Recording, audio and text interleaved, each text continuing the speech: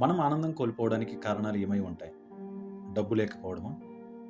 లేదా ఉద్యోగం లేకపోవడం, ఆస్తి, సంపాదన, అందం, చదువు మరి ఏం లేకపోవడం వలన మనం ఆనందాన్ని కోల్పోతున్నాం. డబ్బు లేకపోవడం వలన కొందరు ఆనందాన్ని కోల్పోవచ్చు. కానీ అదే డబ్బు ఉండి కూడా ఆస్తి తగాదాలొచ్చి ఆనందాన్ని కోల్పోయిన వాళ్ళు కూడా ఉన్నారు. చదువు లేక కూలి పనులు చేసుకుంటూ బాధపడే వాళ్ళు ఉండొచ్చు. కానీ ఉన్నత చదువులు చదివి ఉద్యోగం పొందలేక బాధపడే వాళ్ళు కూడా ఉంటారు. ఇవన్నీ కాదు. అసలు ఈ లోకంలో ఆనందం కోల్పోవడానికి కారణాలు ఏమై ఉంటాయి? నాకు తెలిసి రెండే రెండు కారణాలు. ఒకటి, ఏదైనా పనిని ఆలస్యంగా చేయడం. రెండు, అనుకున్న దానికంటే ఎక్కువగా ఆశించడం. ఏదైనా ఒక పని సకాలంలో మనం పూర్తి చేయనప్పుడు ఒక రకమైన ప్రెజర్కి లోనవుతాం. ఆఫీస్లో పని కావచ్చు, ఇంట్లో పనులు కావచ్చు, ఇంకేదైనా కావచ్చు. అది ప్రాపర్ టైంకి పూర్తి చేయలేని పక్షంలో